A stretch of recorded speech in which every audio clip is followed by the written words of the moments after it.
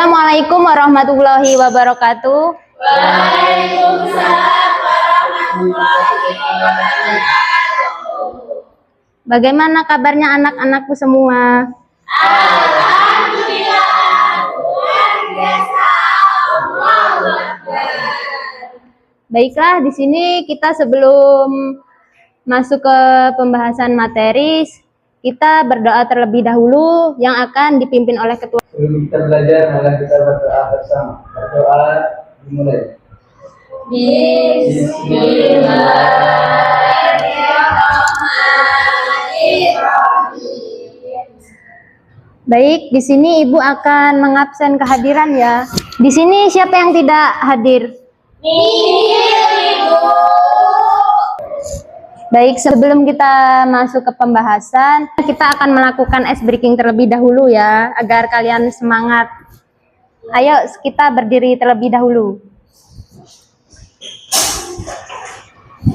Kita akan melakukan tepuk semangat ya. Kalian udah pada tahu kan?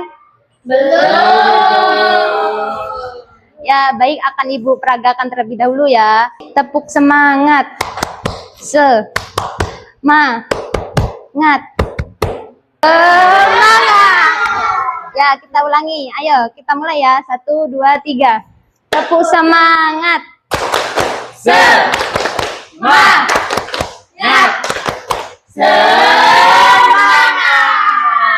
Ya, bagus. Silakan duduk kembali. Baik, kita sekarang masuk ke materi bab 10 ya, mengenai adab bersosial media dalam pandangan Islam.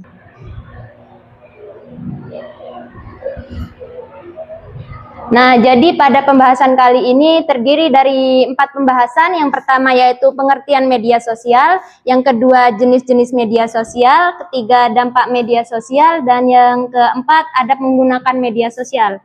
Kita masuk ke pembahasan pengertian media sosial. Nah, jadi poin yang pertama yaitu pengertian media sosial. Di sini ada menurut KBBI, yaitu media secara harfiah berarti alat atau sarana komunikasi seperti koran, majalah, radio, televisi, film, poster, dan spanduk. Sedangkan kata sosial itu berarti berkenan dengan masyarakat. Jadi dengan media sosial kita bisa dapat bertukar cerita atau berkomunikasi seperti WA, Facebook, Instagram, dan lain sebagainya. Terus di sini kita masuk ke pembahasan kedua yaitu jenis-jenis media sosial. Di sini terdapat 6 jenis, yaitu yang pertama kolaboratif project. Jadi kolaboratif project itu seperti konten yang dibuat bersama dan bisa diedit semua. Dua blogs atau web pribadi. Yang ketiga yaitu konten komunitif. Berbagai konten seperti foto, video, PPT yang seperti ini. Terus yang keempat social networks. Bertanya itu ya tadi Facebook, Twitter, dan TikTok. Terus yang kelima virtual games world, yaitu dunia game 3 dimensi seperti contohnya itu Mobile Legends, Roblox, Free Fire. Terus yang keenam yaitu virtual social world, yaitu dunia virtual 3 dimensi yang meniru kehidupan seperti dunia nyata. Nah, kita masuk ke poin yang ketiga yaitu dampak media sosial. Jadi dari dampak media sosial itu terdapat 2 dampak ya. Yang pertama itu dampak positif. Jadi dampak positif yang pertama yaitu sarana promosi belajar dan hiburan yang update. Poin yang kedua yaitu kembangkan keterampilan teknis dan sosial di era digital. Yang ketiga perluas pertemanan seluruh dunia dan tambah wawasan. Empati. Peduli ulang tahun teman, dan jaga silaturahmi. Di sini juga terdampak dampak negatif. Jadi dampak negatif dari media sosial itu, yang pertama itu dapat menimbulkan kecanduan, isolasi diri, prestasi turun, fisik lemah, dan obesitas. Jadi kedua yaitu kurangnya perhatian ke keluarga dan kehidupan nyata. Jadi kalian itu kayak asik terhadap media sosial kalian sendiri, tidak menghiraukan di lingkungan sekitar kalian dan kehidupan sosial nyata kalian.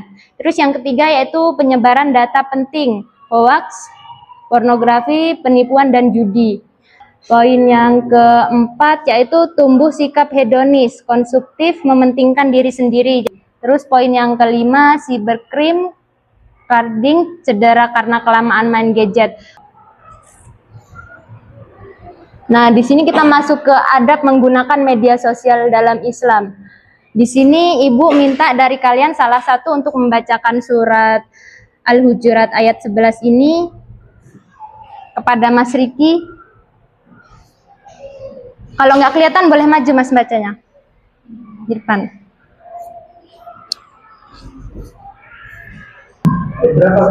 Al-Hujurat ayat 11.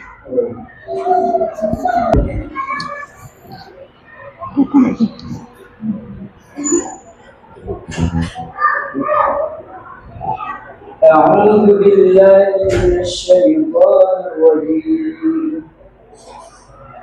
بسم الله الرحمن الرحيم يا أيها الذين آمنوا لا يسخر قوم من قوم عسى أن يكونوا خيرا منهم ولا نساء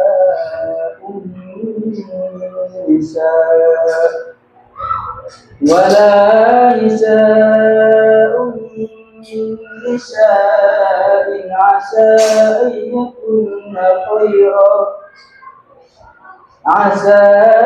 أن يكون خيرا منهم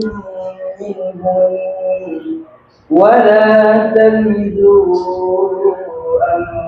أنفسكم ولا تنابزوا بالألقاب بئس الاسم الفسوق بعد الإيمان ومن لم يتب فأولئك هم الظالمون صدق الله العظيم.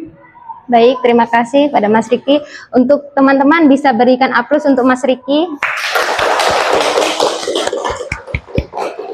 Baik, jadi arti dari surat Al-Hujurat ayat 11 itu tadi yang artinya tentang tabayun ya, yaitu artinya hai orang-orang yang beriman, janganlah sekumpulan orang laki-laki merendahkan kumpulan yang lain. Boleh jadi yang ditertawakan itu lebih baik dari mereka dan jangan pula sekumpulan perempuan merendahkan kumpulan lainnya.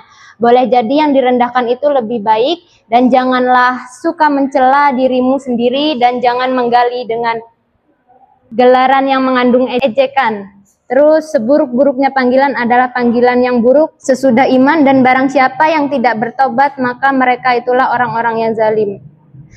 Jadi dari surat ini kita dapat mengambil hikmahnya ya. Tabayun itu berarti kan mencari kejelasan. Jadi kita itu sebelum nge-share video atau informasi yang belum valid itu kita sebaiknya jangan dulu.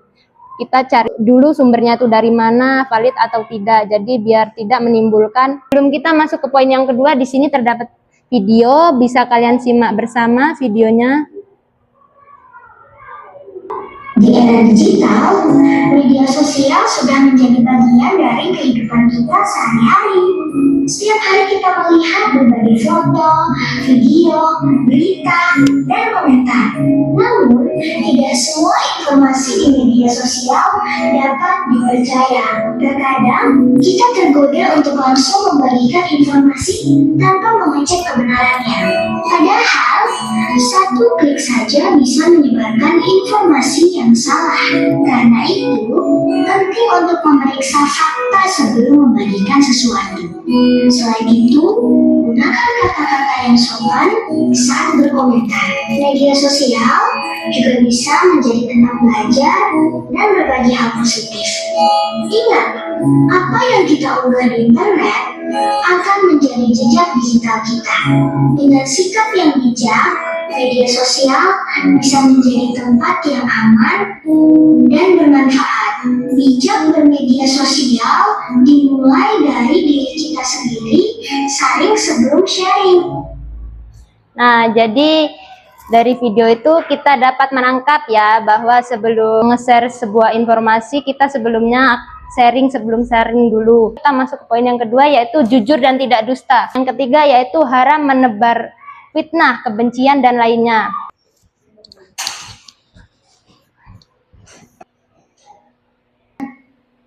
Nah, terus yang keempat yaitu menyebarkan hoaks serta informasi bohong meskipun dengan tujuan baik seperti info tentang kematian orang yang masih hidup. Yang kelima yaitu menyebarkan materi pornografi, kemaksiatan. Poin yang keenam yaitu menyebarkan konten yang benar tetapi tidak sesuai dengan tempat atau waktu. Yang ketujuh yaitu amar ma'ruf dan nahi mungkar, menggunakan media sosial untuk ajakan kebaikan. Jadi kedelapan yaitu ngolok-olok itu dilarang, merendahkan orang lain. Yang kesembilan yaitu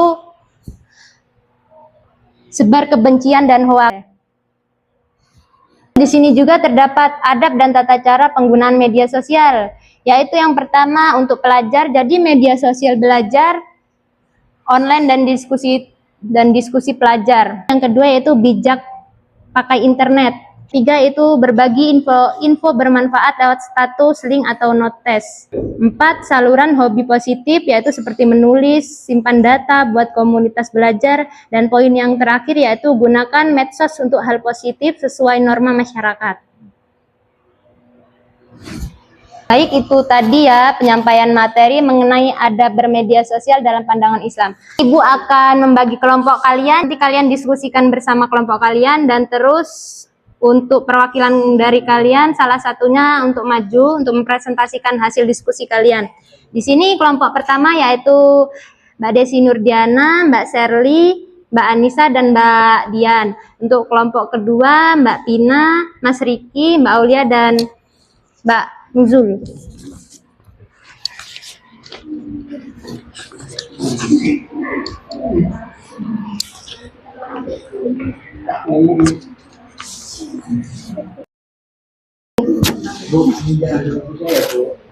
Enggak kok, enggak susah. Baik, silakan kalian diskusikan bersama ya.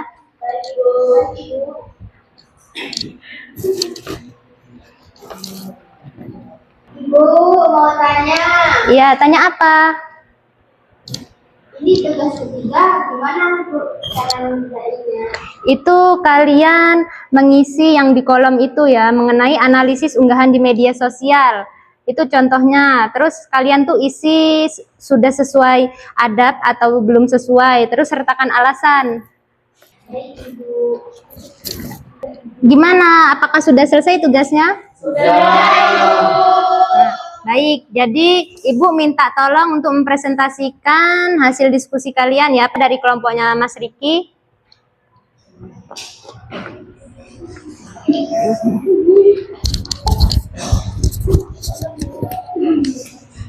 Assalamualaikum warahmatullahi wabarakatuh. Waalaikumsalam warahmatullahi wabarakatuh. Kami dari kelompok 2 ingin mempresentasikan hasil diskusi kami, yakni tentang tugas menganalisis unggahan di media sosial. Yang pertama ini contoh unggahannya, kalimatnya seperti ini. Katanya besok sekolah libur karena ada rapat guru. Tolong sebarkan. Dan ternyata perkataan ini tidak bersumber dari orang yang jelas. Jadi ini merupakan sesuatu perbuatan yang tidak sesuai dengan adab. Karena alasannya menyebarkan informasi tanpa adanya kejelasan sumber yang berasal dari siapa. Selanjutnya kalimat kedua, yakni alhamdulillah hari ini bisa membantu nenek menyeberang jalan. Semoga jadi pengingat kebaikan untuk semuanya. Jadi perbuatan ini sesuai dengan adab karena mengandung nilai kebaikan, syukur, serta mengajak orang lain berbuat baik tanpa merendahkan siapapun. Ini mencerminkan akhlak yang mahmudah yang patut kita contoh. Sudah, Bu? Ya, baik, silakan duduk kembali. Bagus ya. Coba beri aplaus untuk teman kalian. Nah, jadi itu tadi ya mengenai diskusi dari kelompok kalian mengenai tentang suatu unggahan. Jadi kesimpulan dari